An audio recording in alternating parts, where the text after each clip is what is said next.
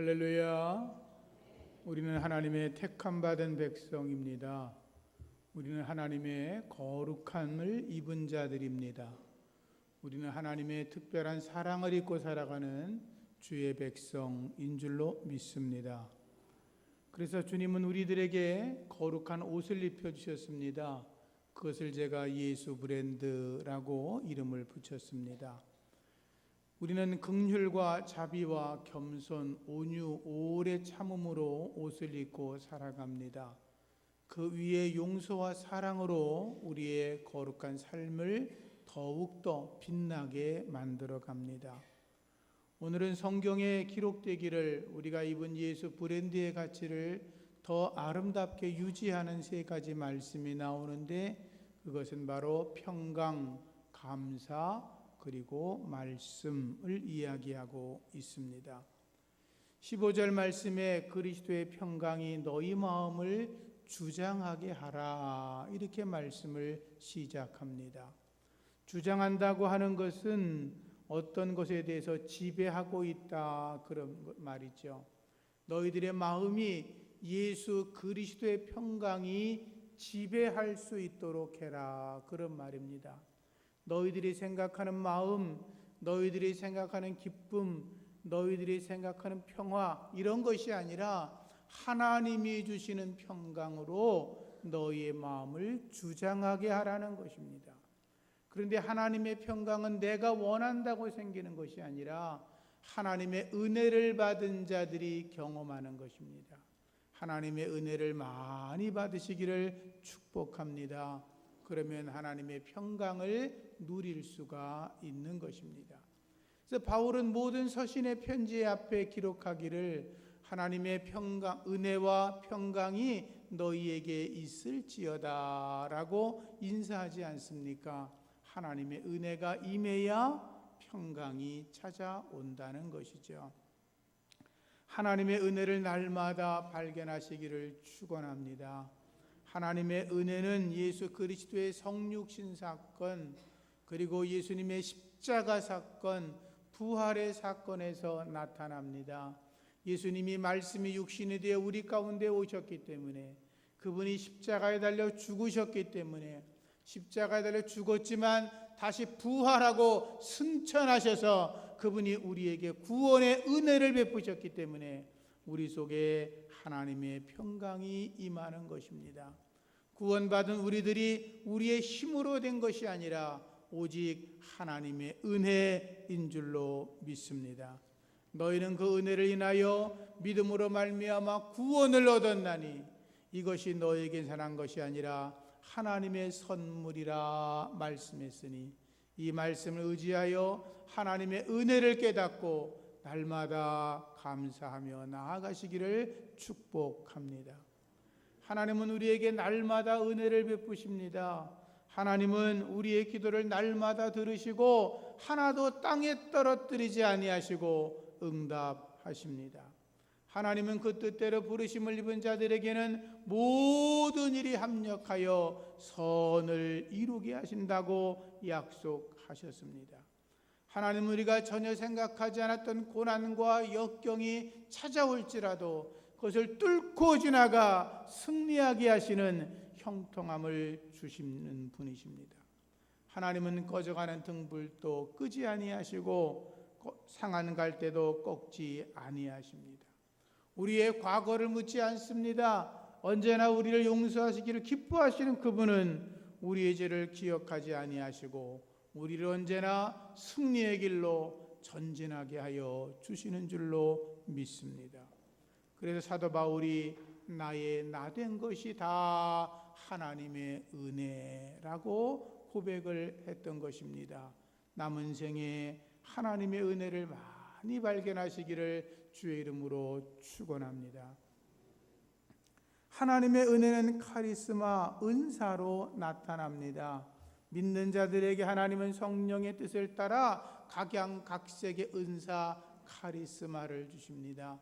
사람들 각자에게 주신 은사가 있다는 것입니다. 그 은사를 따라 하나님을 섬기는 자는 늘 하나님의 평강을 노래할 수 있지만, 하나님의 은사가 아닌 인간의 욕심으로 주를 섬기면 언제나 불평과 원망이 따르게 되는 것입니다. 주님의 은사 잘 받아들이시기를 축복합니다. 얼마 전에 어느 집사님이 아침 일찍 전화를 하셨어요. 갑자기 몸이 많이 아프시다는 거예요.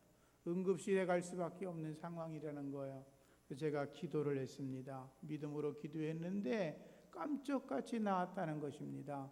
응급실도 가지 않았다는 겁니다. 목사님 기도가 자기에게는 딱이라고 그랬습니다. 제가 이렇게 말했습니다. 제가 한 것이 아니고 집사님 믿음을 보시고 하나님이 은혜를 주신 것입니다. 오직 하나님의 은혜입니다. 하나님의 은사 안에서 살아가는 사람들, 하나님이 행하시는 모든 일 가운데 평강을 누리게 되는 거지요. 하나님이 주신 은사 귀하게 여기시기를 축복합니다. 하나님은 언제나 우리와 동행하시는 은혜를 주십니다. 그래서 요한 웨슬리는 말하기를 하나님이 우리와 동행하시는 것이 우리 인생에 있어서 가장 큰 축복이라고 그렇게 고백을 했습니다. 하나님이 동행하시면 두렵지 않습니다. 무섭지 않습니다. 겁나지 않습니다. 불안하지 않습니다. 강하고 담대해집니다. 왜? 전능하신 하나님이 나와 함께 하시기 때문입니다. 하나님이 함께 하시면 홍해도 건널 수 있고, 하나님이 함께 하시면 요단도 건너가게 되고, 하나님이 함께 하시면 여리고도 무너뜨리고, 하나님이 함께 하시면 약속의 땅도 점령하게 되고, 하나님이 함께 하시면 우리 앞에 놓여진 어떠한 장애물도 능히 넘어가게 될 줄로 믿습니다. 하나님은 우리에게 말씀하십니다. 그런 은혜를 많이 경험해라. 그러면 너희에게 평강이 임한다 라고 말씀하는 것입니다. 은혜를 받은 자만이 누리는 기쁨, 그것을 평강이라고 말하는 것입니다. 내 힘으로 되지 않는 일, 하나님의 은혜로 이루어지는 것입니다. 하나님의 살아계심을 경험하게 되면서 하나님이 정말로 살아계시는구나, 하나님이 정말로 내 편이 되시는구나, 하나님이 정말로 내 기도를 들으시는구나, 이 막혀있는 어려움들을 하나님이 능력 주셔서 이기게 하셨구나 라고 경험하게 되면 그때 내 마음속에 찾아오는 거룩한 기쁨이 있는데 그것을 평강이라고 하는 것입니다. 그 평강의 은혜가 여러분에게 넘쳐나기를 축원합니다. 그래서 오늘 말씀에 그리스도의 평강이 너희의 마음을 주장하게 하라 라고 말씀한 거죠. 그리스도의 평강이 내 마음을 주장하게 하려면 내 인생의 주인이 내가 아니라 하나님이 되셔야 합니다. 왜? 하나님의 평강은 내가 얻는 게 아니라 하나님이 주시는 것이기 때문인 것입니다. 사람들은 평화라고 말하면 전쟁이 없는 상태를 평화라고 말합니다. 휴전 상태를 평화라고도 표현하기도 합니다. 그렇지만 우리가 아는 것처럼 북한이 핵무기를 계속 개발하고 미사일 실험을 하니까 우리들이 알지요. 이게 평화가 아닌가 보네 라고 금방 압니다. 평화는 전쟁이 없다고 평화가 있는 것은 아니라고 하는 걸 우리가 알 수 있습니다. 로마 시대에도 기원전 27년부터 180년까지 한 200년 정도 팍스 로마나 이렇게 말을 해서 로마의 평화를 노래할 때가 있었습니다. 큰 전쟁이 없었고 영토 확장을 하지 않고 로마는 정말로 번영의 시대를 노래하는 적이 있었습니다. 팍스 로마나라고 말합니다. 그런데 그 평화는 누가 누렸냐? 그 번영은 누가 누렸냐? 아래에 있는 하층 계급들, 서민들, 노예들, 종들을 폭력과 착취로 누리고 있는 지배계급의 사람들만이 누리던 번영과 평화였습니다. 피지배계급에 살던 낮은 사람들은 착취를 당하고 그리고 자기의 삶을 송두리째 빼앗기고 그들은 평화를 누리지 못했고 그들은 날마다 고통의 삶을 살아갈 수밖에 없었던 것입니다. 그것은 진정한 평강이 아니었던 것입니다. 그러나 예수님이 주시는 평강, 그것은 지배계층에게만 주어지는 것이 아니라 예수를 믿는 모든 자들에게 그들의 신분이 가난하고 억눌리고 고통받는 자들일지라도 그들에게도 하나님은 평강을 주신다라고 하는 것입니다. 예수님의 평강이 여러분 안에 있어지기를 축원합니다. 구원의 은혜를 발견했을 때 여러분들 얼마나 기뻤습니까? 내가 하나님 앞에 눈물로 내 죄를 회개하고 주님 앞에 간구했을 때, 죄 용서함 받았을 때 그 거룩한 기쁨이 얼마나 컸습니다. 성령을 체험하면서 정말로 날아갈 것 같은 거룩한 신비의 은총을 경험했을 때 얼마나 행복했습니까? 그것을 평강이라고 하는 것입니다.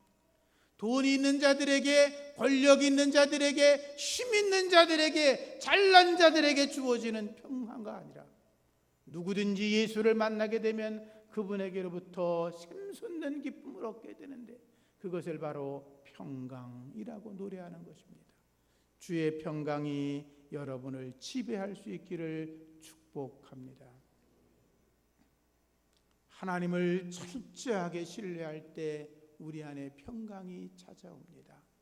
사무엘은 어렸을 때부터 하나님의 음성을 듣는 자였습니다. 하나님이 사무엘을 찾아오셨지요. 사무엘아, 사무엘아. 어린 그는 하나님이 자기를 부르심을 몰랐지만 네 번째 하나님의 부르심을 알고 하나님 앞에 엎드려 하나님이 하실 일을 다 듣습니다. 성경은 기록하기를 사무엘이 자랄 때에 하나님은 그와 함께 하셨고, 사무엘이 하나님 앞에 기도하는 것들, 그가 말하는 것들이 하나도 땅에 떨어지지 아니하고 하나님이 다 들어주셨더라라고 기록하고 있습니다. 하나님은 언제나 사무엘의 이야기를 들으셨습니다. 그가 말하는 것을 들으셨습니다. 그가 기도하는 걸 들었습니다. 그리고 다 응답해 주셨습니다.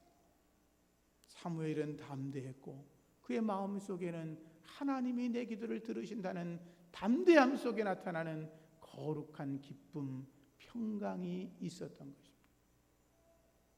다윗은 나의 입술의 모든 말과 나의 마음의 묵상이 하나님에게 연락되기를 원한다고 노래했습니다. 하나님 앞에 정직하고 깨끗하게 살았던 다윗이 자기가 말하는 것들마다, 생각하는 것들마다, 마음속에 묵상하는 것마다 하나님이 다 들으시기를 바랍니다.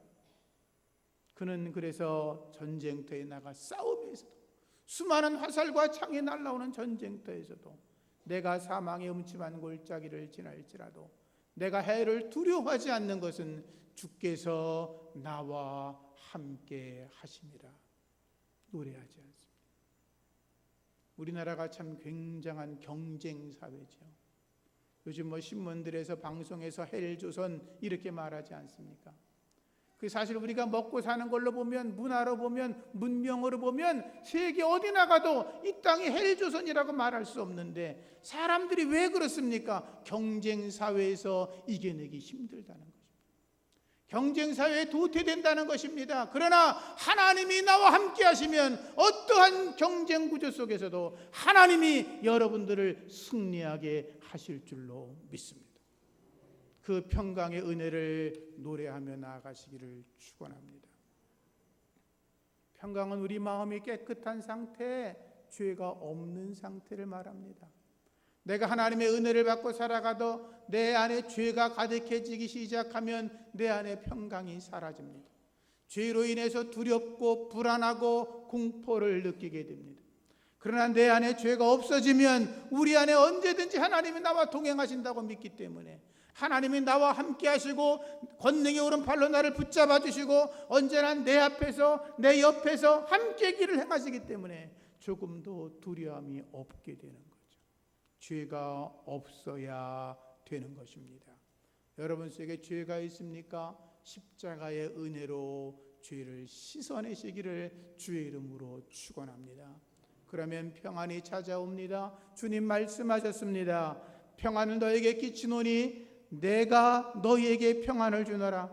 내가 너에게 주는 것은 세상이 주는 것과 같지 않다라고 했습니다. 하나님의 은혜를 경험하신 여러분들, 주님이 주시는 평강이 세상의 그 어떤 것과 비교될 수가 있겠습니까? 주의 평안으로 넘쳐나기를 주의 이름으로 축복합니다. 평강은 하나님의 말씀하시는 공의와 질서를 지킬 때 유지된다고 성경은 말씀하고 있습니다. 우리는 삶 속에서 내가 하나님의 은혜를 받은 자이기 때문에, 하나님 말씀 따라 살아가는 자이기 때문에 세상의 어떠한 법도 나를 제지하지 못하도록 내가 경건한 삶을 살아야 됩니다. 죄와 세상과 마귀와 싸워 이겨내는 성령의 능력으로 살아야 합니다. 세상의 모든 사람들을 비난하는 것이 아니라 예수 믿는 사람들이 과연 다르다고 하는, 저들이 정말로 하나님의 공의를 지키며 살아가고 가난하고 고통당하고 어려움 당하는 사람을 돌보고 있다고, 그런 말들을 들어야 될 줄로 믿습니다. 그때 얻어지는 기쁨을 평강이라고 하는 것입니다. 그리스도의 평강이 우리를 주장하게 해야 합니다.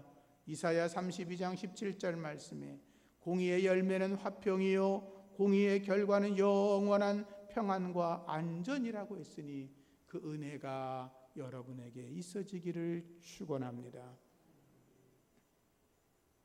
우리의 삶에도 부요함과 건강과 번영하는 것도 평강이라고 이야기합니다.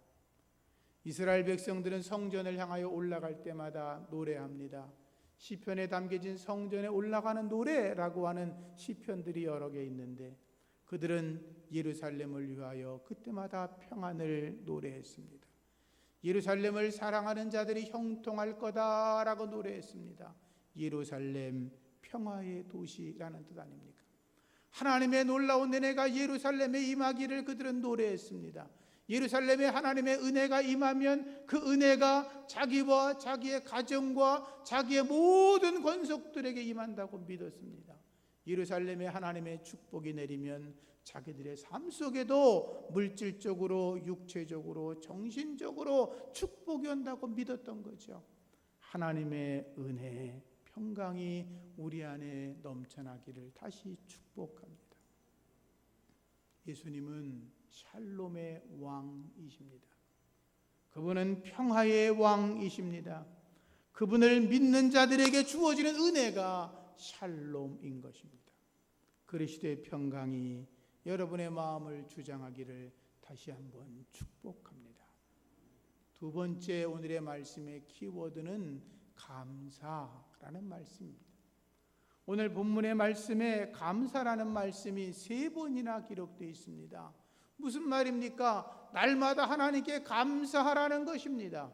감사는 기독교인들에게 있어지는 가장 아름다운 덕목 중에 하나입니다. 믿음, 소망, 사랑, 가장 귀한 거지만 그 중에 하나를 더하라면 감사라고 모든 이들은 이야기하고 있습니다.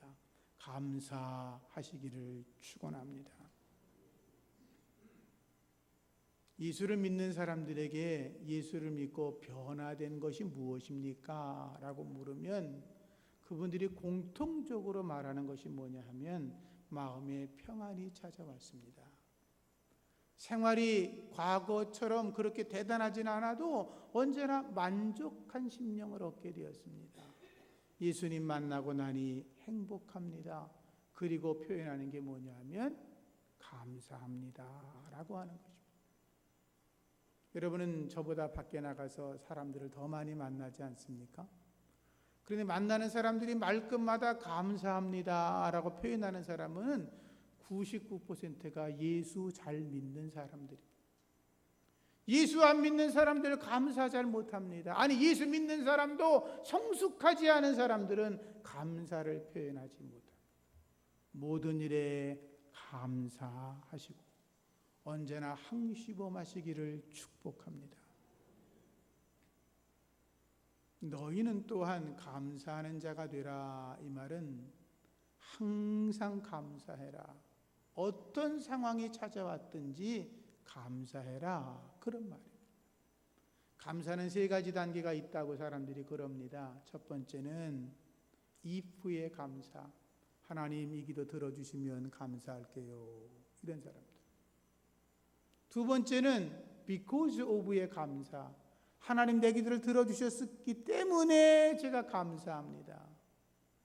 더 성숙한 사람은 in spite of의 감사라고 말합니다. 하나님 내 기도 들어주지 않으셔도 감사합니다. 하나님의 거룩한 섭리와 뜻이 계신 줄로 믿고 감사합니다. 제가 예수를 믿고 구원받은 것만으로도 감사합니다. 오직 주님의 뜻대로 살 수 있으니 고맙습니다 라고 하는 것입니다. 더 성숙해지는 하나님의 사람이기를 축원합니다. 우리가 잘 아는 욥은 어느 누구도 경험해 보지 못했던 그러한 절망을 경험한 사람 아닙니까? 재산을 다 잃어버리고 자식을 다 잃어버리고 온몸에 병이 나고 마누라가 도망가고 친구들도 그를 향하여 비난하고 있었습니다. 욥은 사면초가였습니다. 벗어날 데가 하나도 없었습니다. 자기를 이해해주거나 인정해주는 사람 없었습니다. 모든 친구들도 손가락질하고 비난하고 있을 때 욥이 하나님을 향하여 고백합니다. 하나님, 내가 모태에서 알몸으로 나왔습니다. 내가 알몸으로 나왔으니 알몸으로 하나님께 돌아갈 뿐입니다. 주신 자도 여호와이시고 거두신 분도 여호와 하나님이시니 여호와의 이름이 찬송받을지어다. 어느 누가 이런 고백을 할 수가 있습니까? 저도 설교자에 이어서 성경을 인용해서 말하고 있을 뿐이지만 제가 이런 고통을 당하면 제가 오직 여호와의 이름만 찬송받으시옵소서 이럴 수 있을까? 이런 생각이 늘 듭니다. 절망 가운데에서도 감사할 수 있는 성숙한 하나님의 사람이기를 축원합니다. 마지막으로 오늘 말씀의 키워드는 말씀으로 풍성해지라는 것입니다. 그리스도의 말씀이 너희 속에 풍성히 거하여 말씀이 내 안에 충만해져야 합니다. 하나님의 말씀이 내 안에 들어오고 그 말씀이 내 삶 속에 실천되어지는 거룩한 성육신의 삶이 우리 안에 나타날 수 있어야 합니다. 말씀이 있는 곳에 영혼이 풍성해지고 말씀이 넘치는 곳에 하나님을 향한 감사가 가득하기 때문인 것입니다. 그러기 위해서 오늘 성경은 이렇게 말합니다. 모든 지혜로 피차 가르치며 권면해라. 늘 말씀을 가르치고 늘 말씀을 배우는 하나님의 사람이어야 된다는 것이죠. 시간이 날 때마다 함께 말씀을 읽고 기도하는 시간을 많이 만들어가라는 거죠. 어제도 여전도원들이 말씀과 기도의 시간을 보내는 것처럼 봄철에도 여러분들이 말씀과 기도로 하나님 앞에 많은 시간을 드렸던 것처럼 그렇게 해서 말씀을 내 안에 새기고 그것을 삶으로 실천하라는 거죠. 두 번째가 시와 찬미와 신령한 노래로 서로 화답하며 하나님을 찬양하라는 것입니다. 하나님을 찬양하는 곳에 기적이 임합니다. 바울이 옥중에서 찬송하면서 손목에서 쇠사슬이 풀리고 옥문이 저절로 열리는 기적을 경험한 것처럼 찬송을 통하여 하나님의 기적을 경험할 수 있기를 축복합니다. 마지막으로 예수님처럼 살아가라 라고 말합니다. 17절 말씀에 무엇을 하든지 말에나 일에나 다 주 예수의 이름으로 하고 그를 힘입어 하나님 아버지께 감사하라 라고 말씀하고 있습니다. 무엇을 하든지 말에나 일에나 다 주 예수의 이름으로 하라. 얼마나 어려운 말입니까? 그러나 성령 받은 우리가 성령의 붙들림을 받으면 순간순간 주의 도움을 받는 줄로 믿습니다. 예수님처럼 한 번 더 생각하고 예수님처럼 한 번 더 말하고 예수님처럼 한 번 더 행동하려고 내가 의지적으로 노력을 하면 성령께서 도와주실 줄로 믿습니다. 무엇을 하든지 예수의 이름으로 하시기를 축원합니다. 말씀을 정리하겠습니다. 제가 여러 주 동안 이 골로새서 3장 12절 17절 말씀을 가지고 설교를 했습니다. 한국 교회가 세상 사람들에게 이제는 인정받지 못하는 시대가 되었습니다. 손가락질을 받습니다. 심지어 좀 격하게 제가 표현하면 세상 사람들이 이제 교회를 보고 희망을 갖지 않습니다. 포기해 버렸습니다. 어디에 가서 목사라고 자신 있게 말하기 어려운 세상 되었고 어디 가서 내가 예수 믿습니다라고 말하면 저딴 것들이 예수를 믿어? 이렇게 소리를 듣는 참 처참한 그런 때가 되었습니다. 그렇기 때문에 우리가 내가 어떤 사람인가를 더 알아야 됩니다. 우리는 예수 브랜드의 옷을 입고 있는 하나님의 사람입니다. 하나님의 택함 받은 사람입니다. 하나님의 거룩한 백성입니다. 하나님의 특별한 사랑을 받는 자들입니다. 그렇기 때문에 여러분들 분함, 노여움, 악의, 비방, 부끄러움, 거짓말 이런 걸 다 이제 벗어버리고 예수 그리스도 안에서 긍휼과 자비와 겸손과 온유함과 오래 참음으로 옷을 입고 용서와 사랑으로 자기를 더 멋들어지게 만들어내고 오늘 말씀처럼 날마다 그리스도의 평강이 나를 주장하게 하고 어떤 상황에서든지 하나님께 감사하고 그리고 말씀으로 나를 무장해 나간다면 세상 사람들이 우리를 보고 하나님이 살아계시다라고 말할 것입니다.